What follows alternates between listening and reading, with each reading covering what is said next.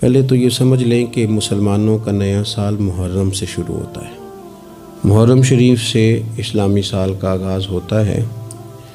लेकिन अगर कुछ लोग ये समझें भी कि हमने उनका ख़याल हो भी जो इस्लामी तालीमात के साथ उस तरह आगाही और वाकफ़ियत नहीं रखते कि हमने शुरू करना है जनवरी से, तो फिर भी जब कौमें नया साल शुरू करती हैं तो वो तो अपना मुहासबा करती हैं। जश्न तो वो लोग मनाते हैं जिन्होंने एक बहुत बड़ा कारनामा सर अंजाम दे लिया हो, और जिन कौमों का हाल ये हो कि वो दुनिया के हर खित्ते में पिस रहे हों, और जिस मुल्क का ये हाल हो कि वहाँ कुछ लोग सतह गुर्बत से नीचे ज़िंदगी गुजार रहे हों, तालीमी मेयार बड़ा परेशान कुन हो, लोग इंतहाई आजमाइश में वक्त गुजार रहे हों, उन लोगों ने जश्न मनाने।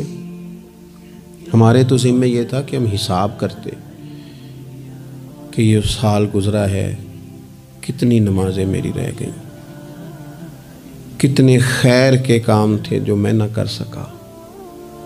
हमें तो इस बात पे रोना था कि ये साल भी मेरी ज़िंदगी से माइनस हो गया और अभी तक मैं अपने आप को तब्दील ही नहीं कर सका। एक साल और गुज़र गया और मेरे अंदर कोई भी परहेज़गारी, नेकी, खैर वाली तब्दीली ना आ सकी। हमें तो अपना हिसाब करना था। ये साल भी गुज़र गया और मुसलमान खुल के इस साल ना बैतुल्लाह की ज़ियारत कर सके, ना रोज़ा रसूल की हाज़री दे सके। तो ये तो मकाम इस्तिग़फ़ार है, तो मकाम तौबा है, और कौम को लगा दिया गया है। बस वो एक चक्कर में पड़ गई है, जो भी मौका आए बस वो किसी न किसी जगह पहुंच जाती है। और हम हैं कि बस ये देखते हैं कि आजकल हवा किधर की है, सोचते समझते भी नहीं और उसके पीछे चल निकलते हैं। तो इसलिए एक तो पिछले साल की गलतियों से अल्लाह से माफ़ी मांगें, कमज़ोरियों से, और नए साल के लिए अपने इरादों को वज़ू कराएं, अपनी नीयतों को सफाई दें। कोशिश करें कि ये साल जो आया है मैं अल्लाह की फरमा बरदारी में गुजारूँगा, मैं रसूलुल्लाह सल्लल्लाहु अलैहि वसल्लम की सुन्नत की इत्तिबा में गुजारूँगा, मैं अपने दीन के लिए, मिल्लत के लिए, वतन के लिए कुछ करके दिखाऊँगा, मैं अपनी तबीयत के अंदर वो चीज़ें पैदा करूँगा कि मेरा वजूद नफ़े वाला हो, मेरी बात नफ़े वाली हो, मेरा किरदार नफ़े वाला हो, मैं किसी को कुछ दे सकूँ। शौक़ ऐसा। आला हज़रत फ़ाज़िल बरेलवी रहमतुल्लाह अलैह, ज़िलहज की आखिरी रात थी, अगले दिन मुहर्रम शुरू होना था, तो आपके खादिम कहते हैं कि फरमाने लगे, यार साल बदल गया तो हमें भी बदल नहीं जाना चाहिए। तो मैंने अर्ज़ की, हुज़ूर क्या मतलब? फरमाने लगे, एक साल और कम हो गया है, अब हमें कुछ नेकी बढ़ा लेनी चाहिए। ये एक साल और गुज़र गया, अगर थोड़ी मोहलत मिल गई है तो इन अय्याम में रब रब कर लेनी चाहिए, कोई खैर हमें जमा कर लेनी चाहिए। अल्लाह करीम ने इरशाद फरमाया कि फ़कुल्लमा जाअकुम रसूलुम बिमा ला तहवा, फरमाया तो क्या जब तुम्हारे पास कोई रसूल वो चीज़ लेके आ जाते हैं जो तुम्हारे नफ्स की ख्वाहिश नहीं, पैगंबर ऐसी चीज़ तुम्हारे पास ले आए जिनको तुम्हारी ख्वाहिश, तुम्हारा नफ्स कबूल नहीं करता। ला तहवा अनफुसुकुम मुस्तकबरतुम, जिनको तुम्हारा नफ्स कबूल नहीं करता तो फिर तुम तकब्बुर करते हो। तुम्हारे नफ्स पर वो चीज़ गिरां गुजरती है, तुम्हारी ख्वाहिश के वो चीज़ खिलाफ होती है, तुम्हारी मर्ज़ी के मुखालिफ होती है, फिर वो तुम उससे तकब्बुर करते हो। फफरीकन कज़्ज़बतुम, तो एक गिरोह इनमें से अंबिया को झुटलाता है, माज़अल्लाह। एक गिरोह क्या करता है? नबियों को झुटलाता है, नबियों को, और दूसरा उससे भी आगे बढ़ जाता है, व फरीकन तक़्तुलून, और एक गिरोह उनको शहीद कर देता है। अंबिया किराम अलैहिमुस्सलाम की जो तालीमात होती हैं वो कामिल, अकमल और मुकम्मल होती हैं। अंबिया किराम अलैहिमुस्सलाम मासूम होते हैं। नबियों में माज़अल्लाह न ज़ाहिरी तौर पर कोई नक्स होता है, न बातनी तौर पर नक्स होता है। अल्लाह ताला अंबिया किराम अलैहिमुस्सलाम को बड़े कबीलों में पैदा फरमाता है, उन कबीलों में जो उस दौर के अंदर लोगों में बड़ी कदर की निगाह से देखे जाते हैं, उनमें नबी आते हैं। अंबिया किराम को अल्लाह ताला हुस्न व जमाल देता है, कद्दो कामत देता है, उनको अल्लाह ताला पुरवजी चेहरे देता है, कामिल तालीमात देता है। और सबसे बड़ी बात यह है कि अंबिया मासूम होते हैं, उनके अंदर कोई नफसानी ख्वाहिश ही नहीं होती, नबी कोई ख़ता करते ही नहीं। कामिल मुकम्मल अकमल तालीम नबी लेके आते हैं। लेकिन अल्लाह का कुरान कहता है कि जब वो चीज़ें तुम्हारी नफ्स की ख्वाहिश के ख़िलाफ़ होती हैं, चीज़ें बिल्कुल मुकम्मल हैं, कामिल हैं, अकमल हैं, नबी मासूम हैं। आम आदमी अगर कोई बात करता है तो उसकी बात में नक्स रह जाता है, कमज़ोरी रह जाती है। किसी दानश्वर से, किसी शायर से, किसी अदीब से, किसी आप जिसने अपनी दानिश बीनश के हिसाब से कोई बात की है, आप अगर उससे कोई तरबियत लेते हैं तो उसकी बात में कमज़ोरी रह जाएगी। आम आदमी है। अंबिया किराम अलैहिमुस्सलाम की तालीमात जो होती हैं वो ज़ाती नहीं होती, वो वही इलाही के साथ होती हैं। उनमें कमज़ोरी कोई नहीं होती, नक्स कोई नहीं होता। अंबिया किराम अलैहिमुस्सलाम खूबसूरत होते हैं, नूरानी होते हैं। यानी किसी बंदे ने माज़अल्लाह उनसे कोई ऐसी चीज़ नहीं देखी होती जिससे कि कबाहत पैदा हो, नक्स पैदा हो। इंसान दूर हटे, उन्हें अल्लाह ताला ज़ाहिरी बातनी मानवी हुस्न दे के दुनिया में भेजता है। क्यों नहीं लोग मानते? 950 साल हजरत नूह अलैहिस्सलाम ने तबलीग फरमाई, और मेरे भाई 1.5 दिन में बंदा थक जाता है, उकता जाता है, हफ जाता है। आम आदमी की बात कर रहा हूं।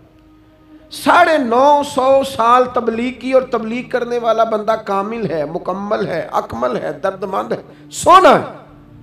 नहीं मान रहे लोग। क्यों? कुरान कहता है उसकी वजह यह है कि चीज़ें वो हैं जो इनकी नफ्स की ख्वाहिश के ख़िलाफ़ हैं, जो ये इनके नफ्स की और बातनी जो ख्वाहिशात हैं उनके मुखालिफ हैं, नहीं मानते। हज़रत मूसा कलीम अलैहिस्सलाम बनी इसराइल को निजात देने के लिए आए थे, राहत देने के लिए तशरीफ़ लाए थे। लेकिन आप उनके मुतालबात देखें, किस कदर तकलीफ़ दी। कभी कहते थे नहीं मानते जब तक अल्लाह को एलानिया ना देख लें। कभी वो कोई मुतालबा लेके आ जाते, कभी वो पानी का मुतालबा करते और कहते 12 चश्मे अलग अलग चाहिए। कभी वो मन्नो सलवा का मुतालबा करते, कभी कहते मन्नो सलवा तो आता है पर एक जैसा खाना है, हमें तो अलग अलग चाहिए। वो अजनास चाहिए जो ज़मीन से उगनी है। हज़रत मूसा खूबसूरत थे, नूरानी थे, पुरवजी थे। और कमाल ये है कि रब के इतने प्यारे हैं जिनसे रब कलाम फरमाता है, लेकिन कौम है कि तस्लीम करने को तैयार नहीं, मानने को तैयार नहीं। फ़कत इतनी बात है कि वो तालीमात वो हैं जो उनके नफ्स की ख्वाहिश के ख़िलाफ़ हैं। और ज़रा सा उन्हें मौका मिला, हज़रत मूसा अलैहिस्सलाम 40 दिनों के लिए कोहे तूर पे तशरीफ़ ले गए तो पीछे से एक बछड़े की पूजा शुरू कर दी। जनाब कलीम वापस आए तो फिर तरह तरह की हीलेबाजियाँ। हज़रत यूसुफ अलैहिस्सलाम का तो हुस्न मशहूर है ना सारी दुनिया में, दुनिया जानती है ना कितने सोने थे। तो क्या इतना खूबसूरत आदमी भी कुएं में डाल दिया जाता है? क्या इतना हसीन आदमी भी बाजार में बेच दिया जाता है? क्या इस कदर शख्स जो ज़ाहिरी बातनी तौर पर नूरानी हो, उस शख्स पर भी इल्ज़ामात धर के जेल में डाल दिया जाता है? मखलूक तो फनकार है इस दर्जा के पल भर में संगे दरे काबा से भी असनाम तराशे। और तुम कौन हो, क्या चीज़ है दागे कबाबी, लोगों ने तो मरियम पे भी इल्ज़ाम तराशे। हज़रत मरियम सलामुल्लाह अलैहा पर भी, और जनाब ईसा जिनको अल्लाह ने खुले मौजज़ात दिए। कोई ज़रूरत थी किसी और चीज़ की? जो बच्चा पंघूड़े में कह रहा है इन्नी अब्दुल्ला, मैं अल्लाह का बंदा हूँ, खुले मौजज़ात और वो भी पंघूड़े में। लेकिन कुरान कहता है तालीमात वो थी कि जो इनकी नफ्स की ख्वाहिश के खिलाफ थी।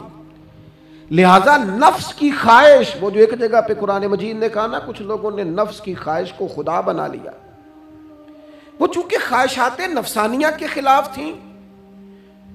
नतीजा उसका यह निकला कि इन लोगों ने पैगंबरों, रसूलों, अंबिया, अल्लाह के महबूब बंदों को झुटला दिया, यहां तक कि कत्ल कर दिया। हजरत ज़करिया अलैहिस्सलाम जैसे लोगों पर आरे चला दी, शहादतें हो गई अंबिया की। वजह क्या थी? नफ्स की ख्वाहिश के खिलाफ तालीमात थी अंबिया की, नहीं तस्लीम किया। नबी अकरम नूर मुजस्सम शफी मुअज़्ज़म सल्लल्लाहु ताला अलैहि वसल्लम के न सारे मोजज़ात इन लोगों ने अपनी आंखों से देखे थे और एक दूसरे के सामने बैठ के हुजूर की तारीफ़ें करते थे कि मेरा भतीजा है, उसने कभी झूठ बोला हो, है कभी अमानत में ख़यानत की हो, है कभी उसके अंदर कोई नक्स देखा हो। वो तारीफ़ें, वो खूबसूरतियाँ, वो रानाइयाँ।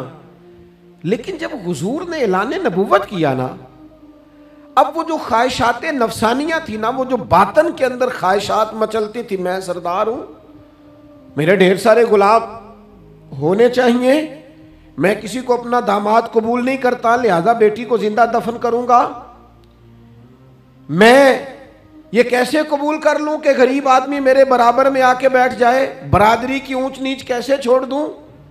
कल तक कह रहे थे आप सादिक हैं, आप अमीन हैं, आप हसीन हैं, आप बावकार हैं, हर चीज बयान कर रहे थे। और जैसे ही कहा हुजूर ने कि मैं अल्लाह का रसूल बन के आया हूं, जब मानने की बारी आती है ना, मानने की, हुजूर अलैहिस्सलातु सलाम पहाड़ी पर तशरीफ फरमा है और करीम महबूब अलैहिस्सलातु सलाम ने, ऊंची पहाड़ी थी, इस तरह कोई आदमी यहाँ दीवार पे ऊपर खड़ा हो जाता है तो आप तो उस तरफ नहीं देख रहे, वो उधर भी देख रहा है, इधर भी देख रहा है। ऊंची पहाड़ी पर हुजूर खड़े हो गए और खड़े होकर फरमाया, अगर मैं तुमसे कहूँ कि पहाड़ी के उस पार दुश्मन है और वो तैयारी करके आ चुका है, तुम पर हमला आवर हो जाएगा, क्या मेरी बात मान लोगे? देखा नहीं तुमने, मैं कह रहा हूं दुश्मन है, तस्लीम करोगे? सारे मक्के के लोग जमा थे, कहने लगे क्यों नहीं मानेंगे, आप सादिक भी हैं और अमीन भी हैं, आपकी जुबान से कभी झूठ निकला ही नहीं। ये खास पैगाम हुसैन कॉन्फ्रेंस में अर्ज करना है आपको। भाई मैं अगर कहूं कि उस तरफ दुश्मन आ गया है, तुमने नहीं देखा, मेरी जुबान पर एतबार करते हो? या रसूलल्लाह आप सादिक और अमीन है, आपने कभी झूठ बोला नहीं, खयानत की नहीं, 100% यकीन है, मान लेंगे? ये बात मानने को तैयार हैं, ये बात तस्लीम करने को तैयार हैं कि आप सादिक और अमीन हैं। तो हुजूर ने फरमाया, जिस जुबान से तुम ये मानने को तैयार हो ना कि उस तरफ दुश्मन खड़ा है, हमला कर देगा, उस जुबान से ये भी मान जाओ कि मैं अल्लाह का सच्चा रसूल बन के आया हूं। आप मेरी बात को समझे। थोड़ी देर पहले भैयाक वक्त कह रहे हैं बिल्कुल आप जो कहते हैं हक और सच है, और अब जब कहा मैं रसूल हूं मान जाओ, तो माज़ अल्लाह ताला अबू लहब कहने लगा आपके हाथ टूट जाएं, आपने हमें इस काम के लिए बुलाया था। तरह तरह की बोलियां बोलने लगे। जब मुफादात पर चोट लगती है, जब ख्वाहिशात नफ्स को छोड़ना पड़ता है, जब जरा अपनी तबीयत पर कुछ चीजें बोझ बनती हैं। मेरे अस्हाब किबला आलम फरमाया करते थे, हमारे दुश्मन जब हम पर तनकीद करते हैं तो कई बातें गलत भी करते हैं, लेकिन कुछ बातें ठीक भी होती हैं। बजाय इसके कि हम उसी वक्त उठ के कबूल करें, तस्लीम करें कि जनाब ये बात जो आपने किया ये बिल्कुल ठीक है, मैं खुले दिल से इसको कबूल करता हूं, इतनी जुर्रत कौन करे, इतनी हिम्मत का मुजाहरा कौन करे? वो चीजें जो हमारे नफ्स की ख्वाहिश के खिलाफ होती हैं, हम कबूल करने को तैयार ही नहीं होते। लेकिन जो मिजाज दीन हमें अता करता है, वो दीन हमें ये अता करता है कि जब तुम ये देखो ना कि बात जो हो रही है वो बात ठीक है, अगरचे मेरे मुफादात के भी खिलाफ है, अगरचे मेरे नफ्स की ख्वाहिश के भी खिलाफ है, अगरचे मेरी सरदारी के भी खिलाफ, हो सकता है मेरा माली नुकसान भी हो, लेकिन चूंकि ठीक है लिहाजा मुझे कबूल कर लेनी चाहिए। ये जुर्रत पैदा करें अपने दिल के अंदर, ये ताकत पैदा करें, ये आज का पैगाम है।